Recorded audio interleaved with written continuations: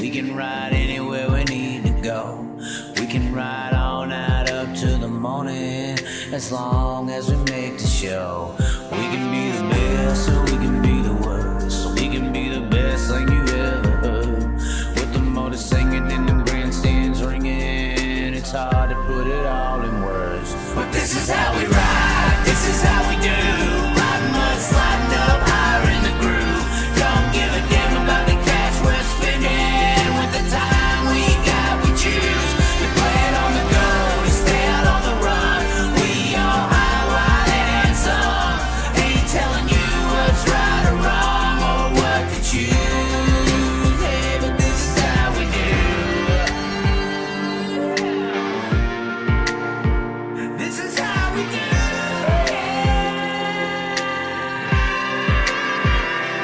Out on the dirt ovals we play, life in the bright lights with no shade. Well, hello,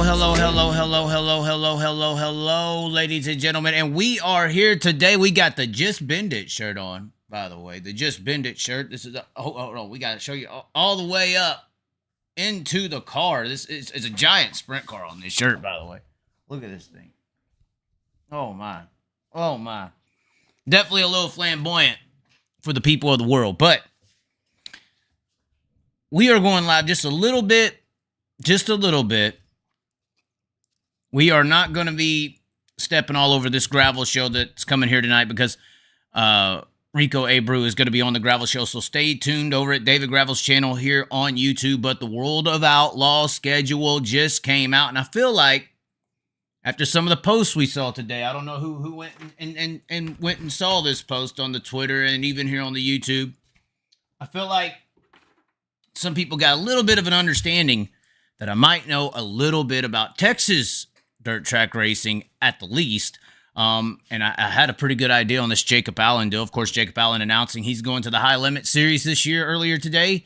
And I kind of said that last night when asked. I just feel like it fit Jacob Allen's kind of request in a way. As we saw this year, like Allen kind of, the road life, which is extremely hard, the full-blown circus style way that the Outlaws do things, it doesn't really fit some people, and the high limit freedom factor kind of schedule fits him. And even though that's great, this World of Outlaws schedule that just dropped, I mean, this thing is amazing. I honestly can't believe this schedule. I'm fearful of High Limit. I hope High Limit has a lot of tricks up their sleeves, because what I'm about to show you is just, it's one of the most impressive schedules in a long time. And they're going to some new racetracks that I have some information on and some knowledge of. And these races, buddy, they're going to shock some people. This is going to be to the top of the mountain when it comes to some of these racetracks that they're going to be visiting, not just in glamour like Knoxville and Eldora, but more so as far as racing action on the damn racetrack. But let's get into it just a little bit. What we got here, because like I said, I'm going to try to get this in and get this over with before Gravel and them and Rico try to go live tonight, which we're all expecting. At least that's how it's being promoted.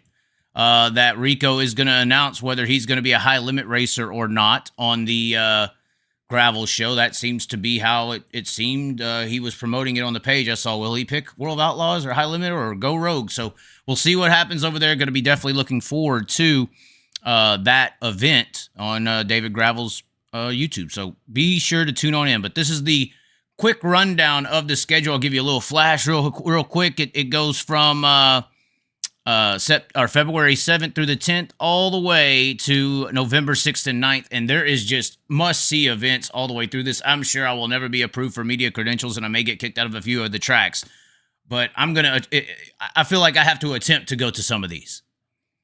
So getting started, they have the new additions lineup here, which is, let me zoom this in just a little bit more so people can actually see here. This new additions lineup. Kennedale Speedway Park, March 8th and 9th. Great quarter-mile racetrack. Big O Speedway, great quarter-mile racetrack in March on March 22nd. Seems like March is going to be a Southern swing.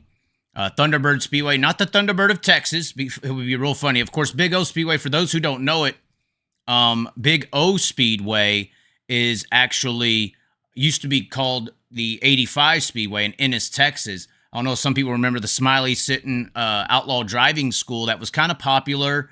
I know Danny Laslowski did like a highlight video for them, and they did some on VHS back in the day. But Smiley Sitting, the originator of Smiley's racing products, of course, Tom Lorenz runs it today, but they had the Outlaw Driving School, and they hosted it at the Big O Speedway for a long time, or a good amount of time in Ennis. So that's a really good, really action-packed racetrack, quarter-mile racetrack as well. Thunderbird, though, the reason I said or thought of 85 is because Thunderbird Speedway, these are two kind of quarter miles, or Thunderbird used to be a quarter mile in Texas. This is actually a different racetrack, though. Thunderbird Speedway in Muskogee, Oklahoma. And I do believe that this is the track that used to be called Outlaw Speedway. Some of you that may be driving down towards Dallas or Texas, or you went to Devil's Bow and you were on the, I think it's 79 or 75 or 69, one of those highways. That nice facility racetrack you see off to the side of the highway, that I believe that is that facility. And then Arrowhead Speedway back on the schedule. And it looks like these are all March and April. So back on the schedule, Paducah, Jacksonville, amazing 5th mile racetrack. Fremont has returned. Sellens Grove is back. We're going to talk about that just a little bit here. Dirt Oval 66, which is Joliet. And then Riverside, the ditch, is returning for a late October date. Mainstays, you have the return of Tri-State. You have Federated Auto Parts. You have the Ironman 55. You have Beaver Dam. You have Knoxville, of course, Cedar Lake, Wilmot, Brad Doty Classic, Williams Grove, and then Crown Jewels. You have the Kings Royal, Knoxville Nationals, Jackson Nationals, National Open. You also have the High Banks Nationals. That is an event. I don't know if people would put that in Crown Jewels just yet, but it's getting there. It's getting there. So you have the High Bank Nationals in there. Stockton, this California swing, everybody was worried about it. And also, we were talking yesterday about potential connections with Tarleton and Larson and all them. Maybe Macedo could be a swing car that High Limit really needs to come on the tour. I mean, maybe you'll have to go shop for Cole Macedo. I don't even know if you could do that now, but you have the Stockton Dirt Racetrack, or Dirt Track is going to be on the West Coast swing. Tom Tarleton Classic back at Hanford, so Tarleton's in on the gang. Bakersfield returns. Merced's going to be a badass race. And then the Dennis Roth Classic at Tulare Thunder Bowl, 83,000 to win on the West Coast. So let's get down into the nitty-gritty of this full schedule right here. Those are just some of the highlights. It does look like that West Coast swing is going to occur in September as usual. But we look at the schedule here, and let me tell you, to start the year off, this is one of the strongest starts to the year I've seen. And the reason I say that is because of the quarter mile factor. I mean, it's like we were saying yesterday, it sucks that Port Royal is gone for the Outlaws, because Port Royal is a half-mile track. That race is like a quarter mile. And then we had that guy trying to defend Huset's. Huset's is kind of a quarter-mile track that races like a half-mile. It's kind of vice versa there. But these races right here, of course, you're starting off in Volusia in February. Then you're coming back for the first week of March. Then you're heading over to a 2-day show in Kennedale, Texas at the Kennedale Speedway Park, buddy. And let me tell you something. This is a track within the DFW area. Let me show you a picture of this racetrack. This track is really, really badass, buddy. Kennedale Speedway Park, of course, RaceOnTexas.com is their usual broadcaster. But this is a quarter-mile track. Amazing facility. I would say mid-grade banking. Really good shape. Pretty dang good facility. And it's a quarter mile. You got a wall around it. You're going to have a cushion build up. And also a cool thing about this track is they enter the racetrack on the front straightaway underneath the grandstands and kind of come out right in front of the grandstands. Now, funny thing about that, for those who are Texas historians or liked racing in Texas for any kind of period of time, one of the best racetracks to ever exist in the state of Texas was called Cowtown Speedway. Actually, my first time meeting Mike Marlar, funny enough, when he was racing modifieds, was in about like the 2007. They had a big UMP modified show at a track called Cowtown Speedway. And Cowtown Speedway, funny enough, you see the fence line on the back behind these grandstands. This is turns 3 and 4. I'm not sure if you could see my mouse on the screen, but turns 3 and 4. We're on this straightaway here. Obviously, you see the front straightaway grandstands. That is the front straightaway. That's 3 and 4. But back there, you see that fence line where the ground kind of goes from that brown to that green. Right there used to actually be located a track called Cowtown Speedway, and the grandstands were kind of at an angle facing the other direction. You could literally look behind you, and that's kind of a hill right there. You could look behind you and actually watch the racing events at the Kennedale Speedway Park. So there used to be 2 dirt tracks, fence to fence right here. I heard there was some kind of issue where a guy hit the lottery or had a lot of money and wanted to buy Cowtown, and he said no. So the guy was like, had a grudge and was like, well, I'm going to build a damn racetrack right on the fence. And that's kind of what he did. But regardless, that track has gone away. This track, though, that sits here, even though there's some animosity from this track kind of winning the battle of who wins, obviously that track's not there anymore, Cowtown that I'm speaking of.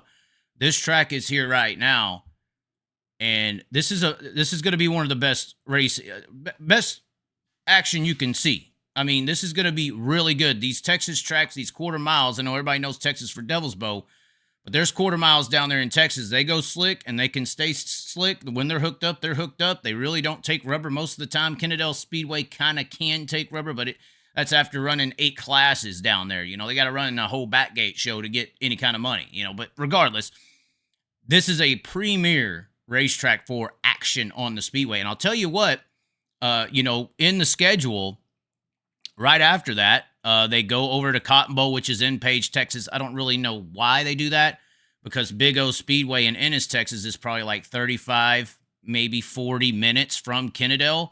So they're basically going to go from Kennedale, Texas, which is basically South Fort Worth, Texas, and go all the way to Cotton Bowl. It's about a 4 or 5 hour drive, and then they're going to come basically back 4 and 5 more hours back to Big O on the 22nd. But I guess it gives it a little bit of a stop to go to then Lawton. So that's kind of your March opener with the Thunderbird and then the 81 Speedway swing right there back up into Kansas. But these tracks right here, not just Cotton Bowl. Cotton Bowl's a good racetrack, but these new tracks, Kennedale Speedway Park and Big O Speedway, another quarter mile. And yes, they do run the wing modifieds there. This is the pictures from their victory lanes this year. The wing modifieds, that's the main class down there with wings on them. Look at these things. So they take big block modifieds, cut the sides off, and put sprint car tires on them, and that's what they call wing modifieds down there in Texas. It's the biggest conglomerate you can ever imagine. Look at that thing. Oh, my God. This is where Gary Wright came from, ladies and gentlemen. You want to know where the fruits of the loins came from? Gary Wright, you ever heard that name? That's where he started, you know, right there in wing modifieds. Even Steve Kinzer tried his hand at it one time back in the 80s and got his ass handed. But regardless, that is the Big O Speedway. They didn't really have a picture of the track very well. But it is a quarter mile. It does get racy. It does get slick. It does put on a show. They do not have a wall around that track, though. There is a front straightaway wall, at least last time I remember. I don't believe there is a wall around it. If there is, okay, sorry. But that's another quarter mile that slicks off and gets to racing. These are California-style racetracks, just not as hooked up. A little more slick, a little more glassy racing on the short quarter miles, not as hooked up and ruddy, but smooth, slick quarter miles. That's what these 2 tracks basically are.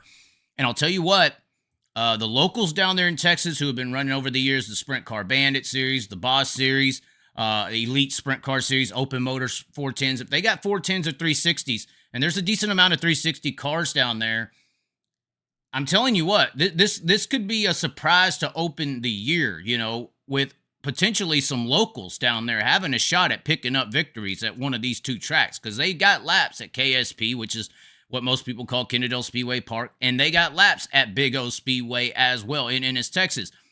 And even though, you know, the Outlaws have been going to Devil's Bow and the locals not really keeping up with the Outlaws, I mean, that's kind of the situation on the West Coast when they go to used to go to Calistoga. You know, the California guys their races are predominantly on shorter tracks, and the drivers are able to make up for the difference in the mechanical grip and mechanical speed.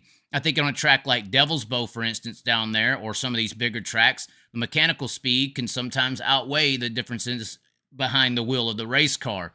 These 2 tracks right here are going to take away a lot of mechanical speed, in my opinion. These are two short track quarter miles that get like an ice rink. And if you got track knowledge and track ability and driver ability, it don't really matter if you got all that mechanical horsepower and speed. You're going to be able to compete with these guys. And I think that's why California locals do so well against the Outlaws, because they are on those shorter tracks where the guy behind the wheel makes a little bit more of a difference. So there could be some big surprises to open the year here in the victory lane column at Kennedale Speedway Park and Big O Speedway. Guys like Sam Hafertepe Jr., a couple guys, Aaron Reitzel's got plenty of laps over here. There's some guys who are from the South that can get out and do some badass. Chase Randall's another one. I mean, he's got laps on these tracks. So this is an amazing opener to the season to go down there to KSP and to Big O Speedway. I'm kind of giddy. I'm kind of excited. I am from Texas. I did help Devil's Bow a lot, but these short tracks, I grew up on them. They're awesome racetracks. So keep an eye out for that one. That March entry there with Texas, those Texas races are going to be must-see TV. This is going to be quarter-mile California-style bull ring racing action that also slicks off and widens out and gets to, as I used to call it, a swarm. Sprint car races on these tracks, when they get really slick down there in Texas and widen out and get icy, I mean, you'll have 3 or 4 or 5 cars just float in the middle, working the top, working the bottom, and it'll literally throw in sliders back. It'll literally look like a swarm of bees. We used to call it a swarm, just going at it, And that's what you can get at those racetracks. It's going to be really interesting to see how those two races pan out. I'm very much so looking forward to those 2 dates. Then you got Lawton Speedway, another quarter mile. That's going to be a great race. Then Thunderbird, and then 81 Speedway. Thunderbird will be interesting. That's a very fast racetrack, is Thunderbird. 81 Speedway, US 36, 2 very fast competitive racetracks. This Arrowhead Speedway, not really sure how that's going to work out. Haven't seen too much from it. Me personally, I haven't researched it much. I believe it's kind of like a new or rebranded facility. Not sure what's going to happen there. It'll be interesting to see, though. And then right into April, they go right over to I-55 for a 2-day show to open the year, April 12th and 13th. Then Paducah, very nice racetrack. I like how it races there. I don't necessarily say nice racetrack because of the facility. I say nice racetrack because of the action and the show that you can get from it. So April 19th and 20th, 2 days back-to-back. Paducah on Friday, Hobstadt on Saturday. Then they go over to the spring show at Knoxville. That's going to be Friday, Saturday, April 26th and 27th. And then a midweek Wednesday night show at Jacksonville in Jacksonville, Illinois. And this race was not on the schedule last year. I was kind of pissed off about it. This was a badass racetrack, a 5th mile. It puts on some of the best damn racing action you could see. I remember filming the sub 10-second lap that Sheldon Hodenshaw put around that facility. Quarter mile short track racing. I've kind of been saying we've been missing it. I think streaming allows more of it to come back because you can make money on the viewing audience outside of the size of the grandstand. I think that's one thing that's held back a bunch of short tracks from having big events is if you can't put the butts in the seat to pay for the show, you couldn't do it. Now with streaming, you can add on to the viewing audience and add on to the profitability of a event at any racetrack. So I think that's a big reason why we're getting a lot of the quarter miles, especially when it comes to KSP and Big O. But Jacksonville Speedway, one of the best racetracks in the country that I personally been to over the last few years. I was really upset it wasn't on the schedule last year. It is back. May 3rd and 4th that weekend, Friday, Saturday, they go to Eldora in Rossburg, Ohio. This is their first, it looks like, going towards the East Coast PA swing, because then following that, May 8th, you got Lincoln, then a 10th and 11th date at Williams Grove. That's going to be a really good event. Then they come back into Ohio on Friday, May 17th at Attica, May 18th at Sharon.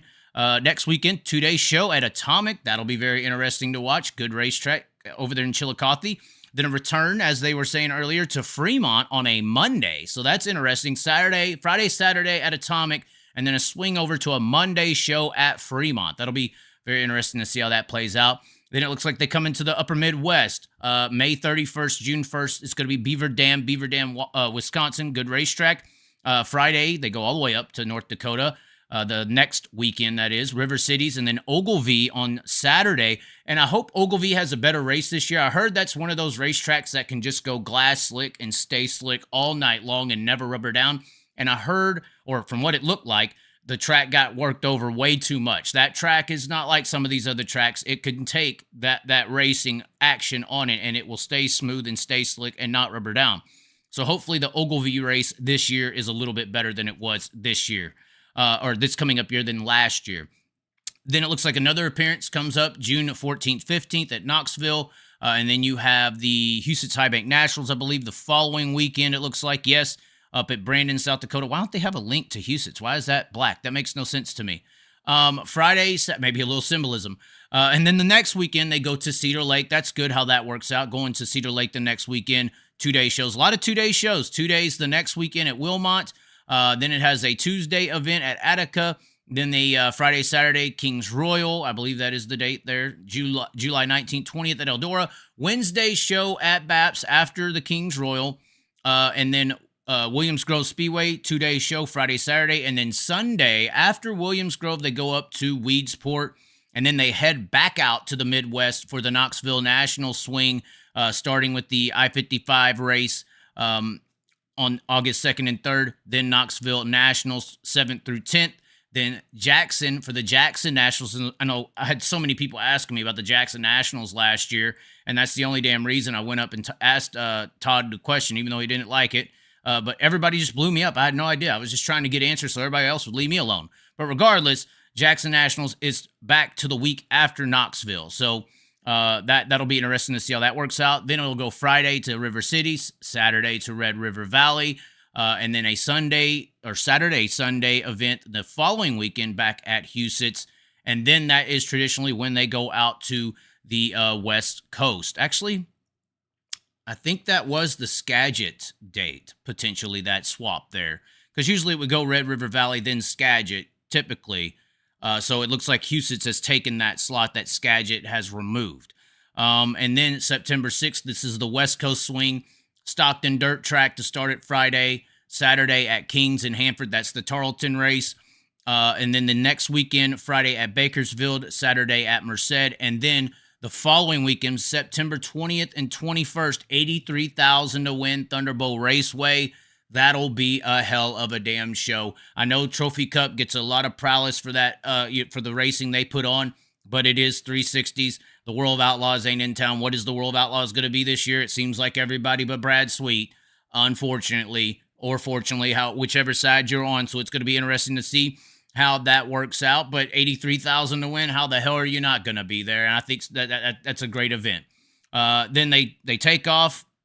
A little bit better of a location to take off than Placerville. Placerville, obviously, if you have noticed, is not on this schedule. A very touted World of Outlaw event, not on this schedule. So Placerville is out. Chico is out. We didn't see Ocean Speedway. We speculated on that yesterday. Not seeing Ocean on the schedule either. Not seeing an Antioch. Not seeing anything else that some people were speculating may be involved in this West Coast. Not seeing anything in Washington or anything in Oregon as well. No Arizona, no Nevada. There are some tracks around there, but are they worth going to? Who knows?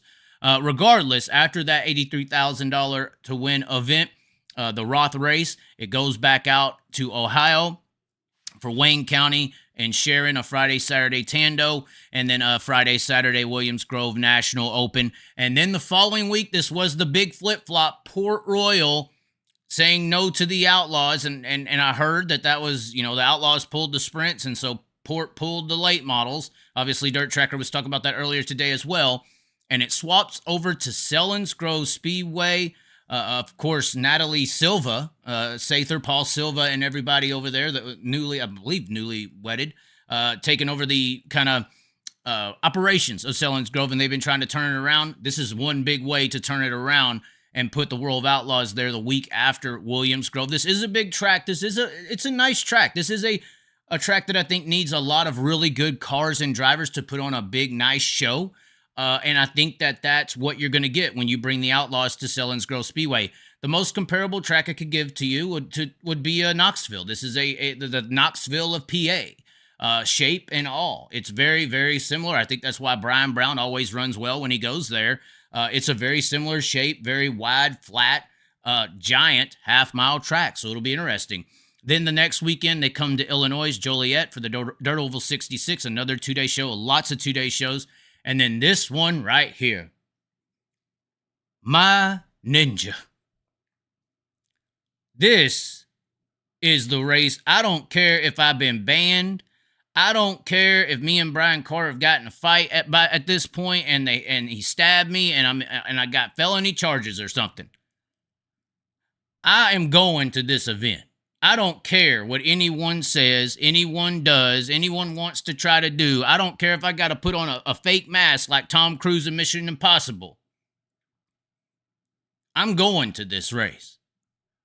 West Memphis, Arkansas, Riverside International Speedway, the motherfucking ditch, has returned to the World of Outlaws schedule late in October, October 25 and 26, off in the ditch, off in the hood. The bars are up on the local gas station there in West Memphis, Arkansas. Right before you take that left, there's a taco joint and then a gas station some of you people may not want to walk into. I'm hood. I can take it. I don't know about some of y'all. You might want to hide your kids and hide your wife before you go up and get a package of Funyuns. But this, it's going down. This is a it's going down event right here, buddy. And once again, back to locals having a shot. They've been building a roster down there, buddy. They've been building a roster, and they're going to smack some outlaws around. This is another one. The locals are all of a sudden going to start smacking some outlaws around out in other areas besides PA and the West Coast. Because they're getting onto some fucking racetracks, buddy. Oh, we said the F word. Oh, we said it. We're forgiven, bitch. But anyway, that is a show. That's a show. 2 days at the ditch. And then you go and follow each other at Charlotte for 4 days. How you gonna do that? I just don't know. Regardless, they're gonna go to the Daytona of Dirt, Charlotte Motor Speedway, the next week and race for World Finals and Championships and banquets. Who cares? I don't care about that one. But the rest of this, that Riverside is the beginning, the middle, and the end of this World of Outlaws schedule is mightily impressive. It is going to be. I'm worried. What you going to do, brother? Do we need to take the hair out? What you going to do? Because the Outlaws have came. The Outlaws have came after you with this schedule, High Limit. What are you going to do? What are you going to do? This is, like I said, this is one of the most impressive schedules in a very, very long time. You took away Gold Cup. Okay, you replace it with 83 grand at Tulare. Took away Gold Cup, the little short tracks. Okay. You got Merced in Bakersfield. You take away Port. All right, we got the PA. The PA of Knoxville is now in. Which I know it still sucks. Port Royal is still a better racetrack than most any half mile in the country, in my opinion. But Selinsgrove put in the Knoxville of the East.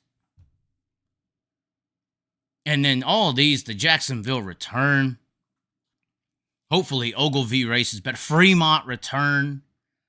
And then you start the damn year off on some Texas slick-ass quarter miles like Kennedale Speedway, Park and Big O Speedway, and give the other locals a chance to whoop some outlaw ass. This is unbelievable. I'm totally blown away. I can't believe it. This is putting in the work. I don't know how many of these are rent tracks, but this is putting in the work. This is an amazing schedule. Now, once again, I did say I wanted to get this done. I wanted to go down it. I felt like I went down it as quick as fast as possible, as opinionated as I could. Because I don't want to intervene in Gravel. David Gravel and Rico coming up here very soon, so pay attention to the David Gravel channel. They are going to be going live, and apparently Rico's going to announce where he's going. But how could you commit to any side at this point when you got all these options on the table? Because I believe in this California swing, that's when High Limit's doing the Tuscarora. Now, I know PA has a really good fan base, and Rico enjoys that, but how you going to go all the way back to the East Coast in September when you got 83,000 and 21,000 at the Tarleton race sitting on your front porch? This is the bombshell, man. This is a bombshell. And like I said, we speculated yesterday about Tarleton Macedo connection with Larson. Could Macedo switch to the High Limit? You got Tarleton on the schedule. We talked about Kofoid and McFadden. Could they be potential high limit? You got $83,000 Roth race at Tulare. So the corporatism is aligned. Maybe they'll split the whole damn team up like Shark did.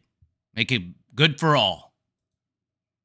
But anyways, ladies and gentlemen, we'll look at the YouTube chat real quick. I do not want to stay on here too much longer. We'll read some chats here. California versus PA for Sprint Car Holy Land. March and April has the worst rainy storm weather of the year from Texas all the way up to Indiana. They'll cancel over half of them. Well, maybe God will prove you wrong, or maybe you know more than God. Jason Johnson Classic, not on the Outlaw schedule. Okay. Oh, well, he did say it's a high-limit race, and Dietz Motorsports is going high-limit. I don't think so. Jacksonville, Illinois is a racetrack. That place is badass. Definitely is. They went after Sweet and Larson's home state heavy. Sheesh. I mean, $83K. $21K. And you're trying to pull Rico? Lots of 360s down in Arkansas. I'm telling you, buddy.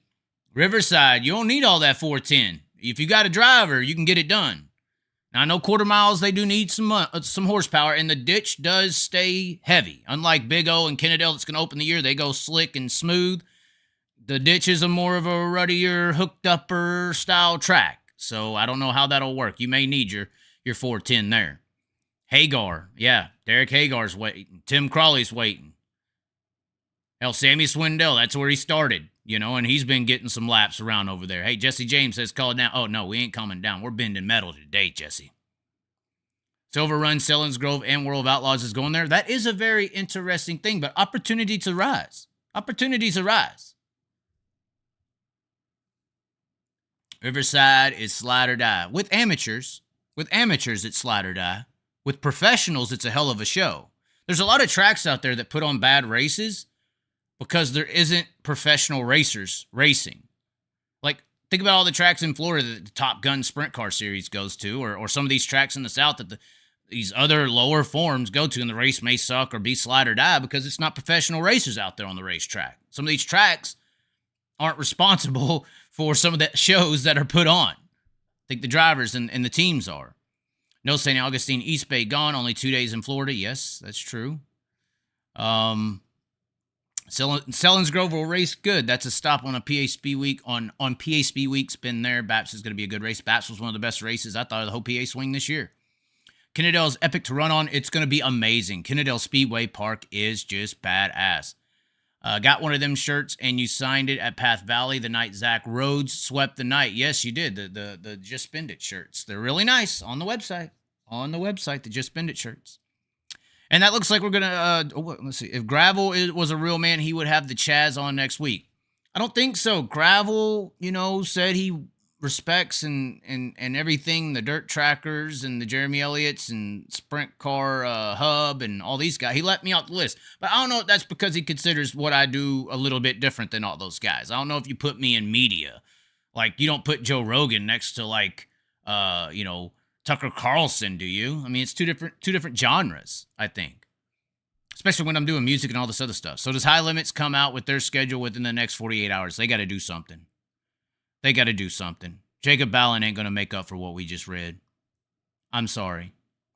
Glad to see so many Texas and Oklahoma races. Looks like I'll be going to more races this year than the past 5 or 6 years combined. Last time they ran 66 Dirt Oval was 2015 and 16, or in 17. High Limit needs to release right now. Got to make their play. I agree with the rain chances at the start of the season. I don't know. I wouldn't really read into rain. Rain is came and gone and this and that. Yeah, rain at that part of the time or that time of the year at any part of the country is bad.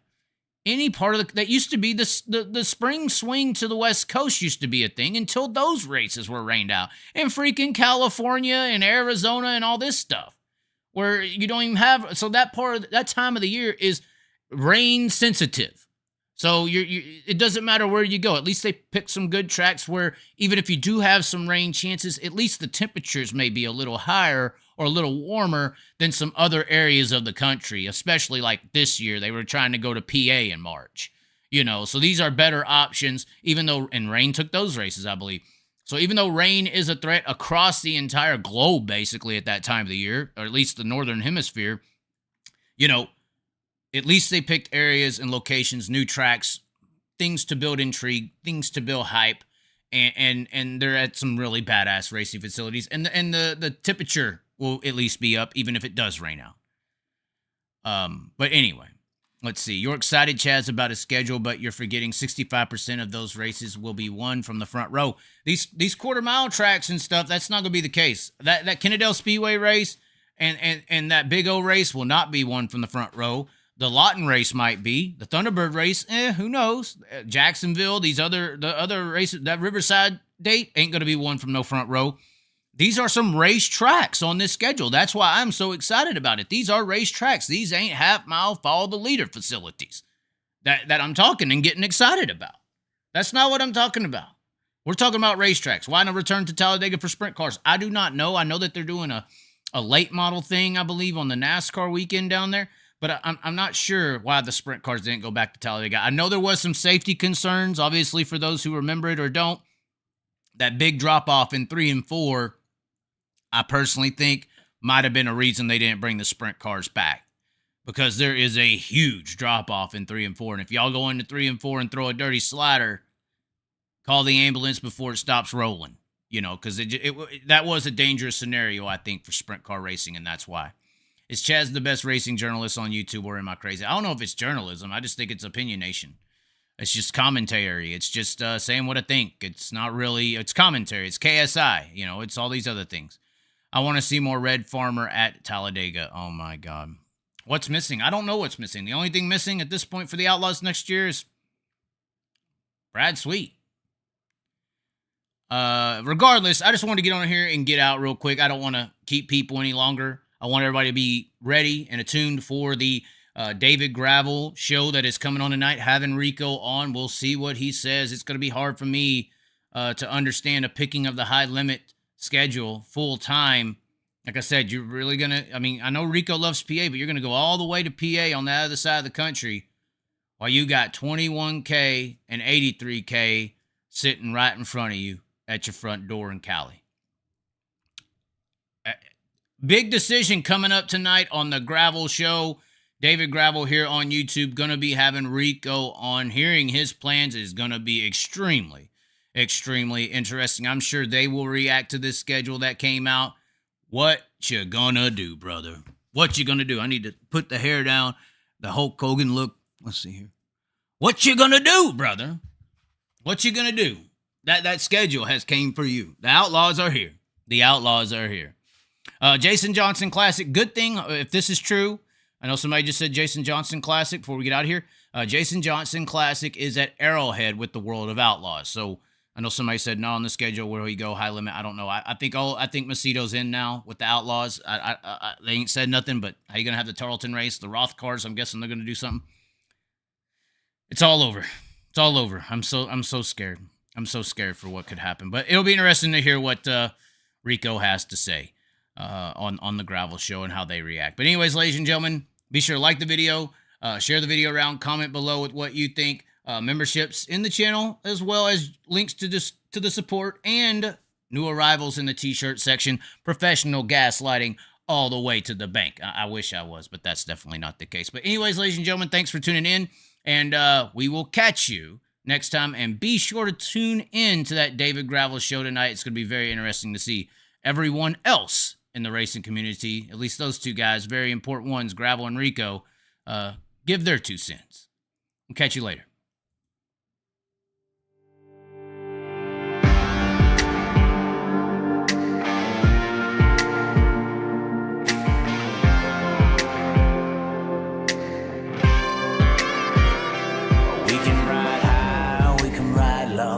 We can ride anywhere we need to go.